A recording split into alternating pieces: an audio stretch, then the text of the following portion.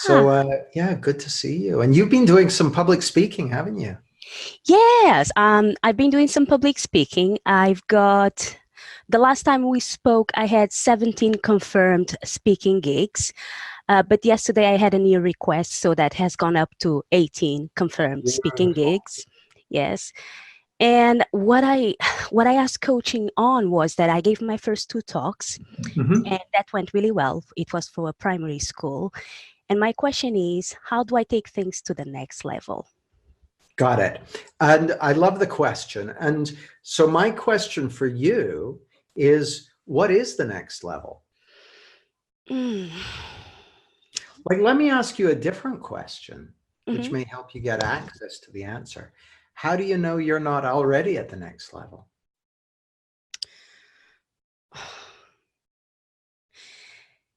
That's a good question. And how do I know I'm not already in the next level?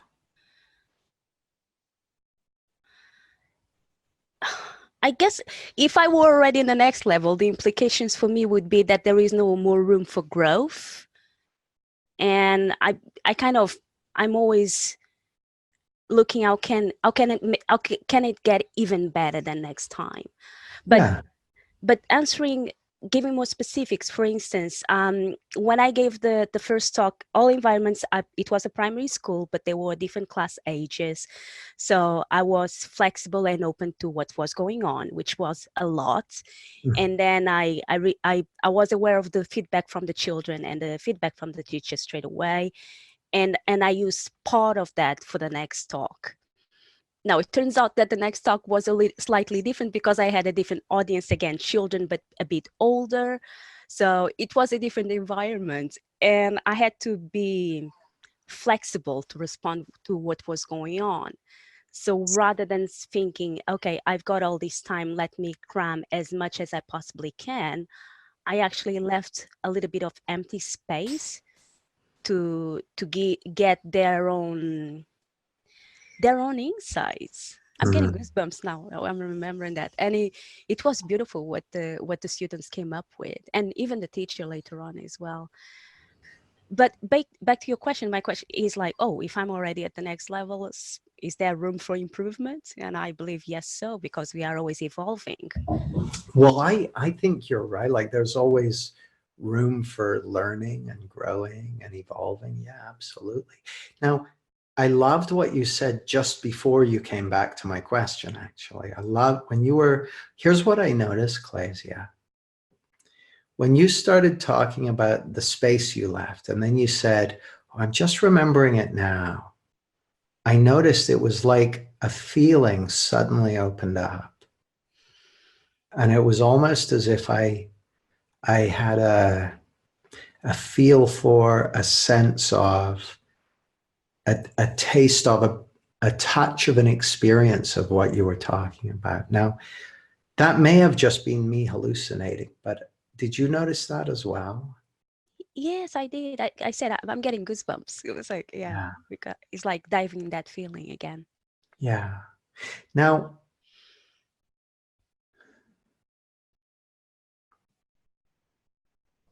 it looks to me, Clasia,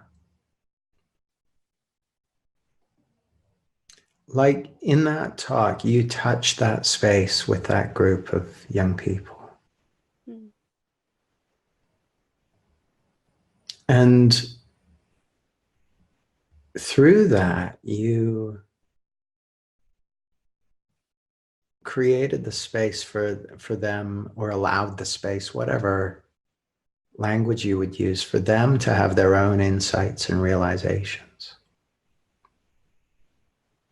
And those insights and realizations, those are going to make a difference to them in the weeks ahead, the months ahead, the years ahead. Mm.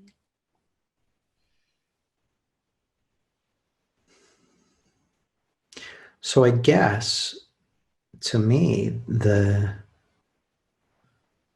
question, and it may be as simple as, does it look to you like it would be valuable for that to happen in the next talk, and the talk after that, and the talk after that, that that finding your way into that space with those audiences, with those young people, would be valuable and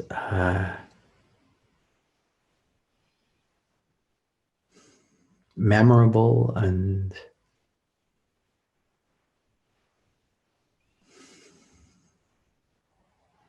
nourishing for them and for you. Yes. Yeah, me too. Me too.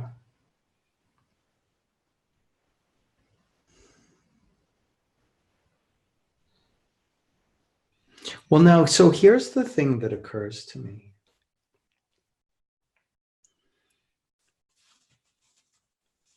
Demonstrably, like that happened at the last talk that you did. And my experience of finding your way into that space with an individual or with a group is that it's something that happens.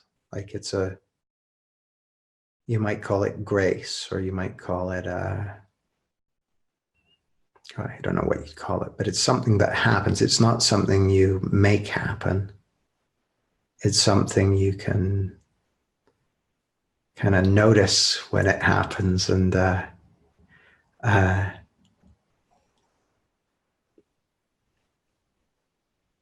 recognize that it's important and valuable, and kind of stay there with it.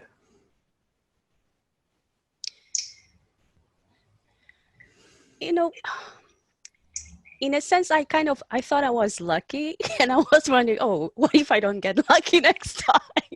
Well, But here's what the you thing. just That's a said, good yes, question. That's a yes, good question. In a way, you were just like when we were talking a minute ago, when you first mentioned it, and then I noticed you fell into that space, and I was like, oh, we just got lucky. And then you went back to my question, and I noticed we'd step back out of it, and I'm like, no, no, no, no. Where we just were, that's the place. Like, so I think that what I hear in what you're saying, Clasia, is that in your showing up and being present and sharing what makes sense to you, you're already helping create those conditions, or already finding your way into that space with your audience. The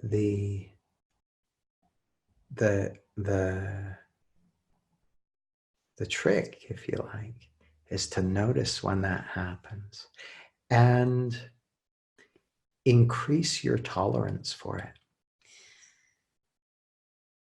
Here's what I mean by that. Like, I know for me, if I'm with a group and well, it's kind of interesting. So I was doing a talk. I was invited to speak at the Richmond NLP group a week or two ago. And this group, the first time I spoke publicly, like did a proper, like a talk about the stuff that I was interested in, was at that group like 20 years ago, right? And this just struck me as I was going there to do this talk the other day. Oh my God, this is the place I did my first talk. So it was kind of, a big deal. And I was going in there to talk about something that's not even NLP. I was talking about something that's kind of the opposite direction to where they were looking. So I was like, this is going to be interesting. So I rock up and I got introduced and I start my talk.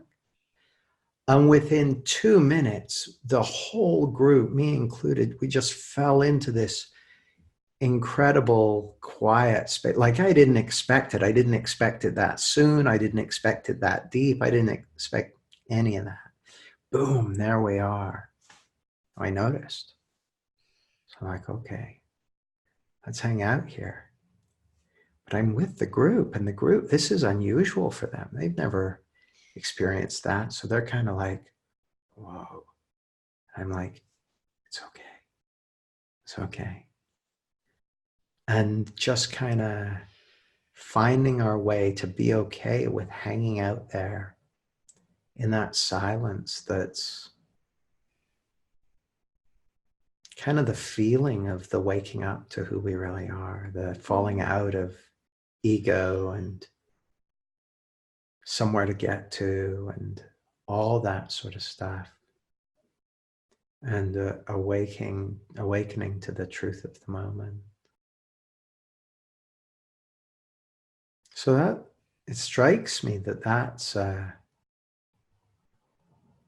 what's going to happen for you. You know, you're going to, you know, that that there's juice there in that quiet. There's power there. Like that's where the action is in that quiet feeling, that feeling of love and connection, that feeling of presence. That's where the action is. So the fact that you're winding up there suggests to me that you're somehow setting your compass for that in the first place. Mm.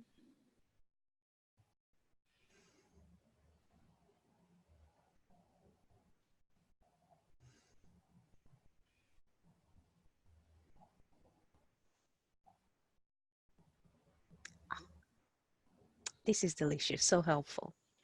When you said that is where the action is, I can get that. Thank you.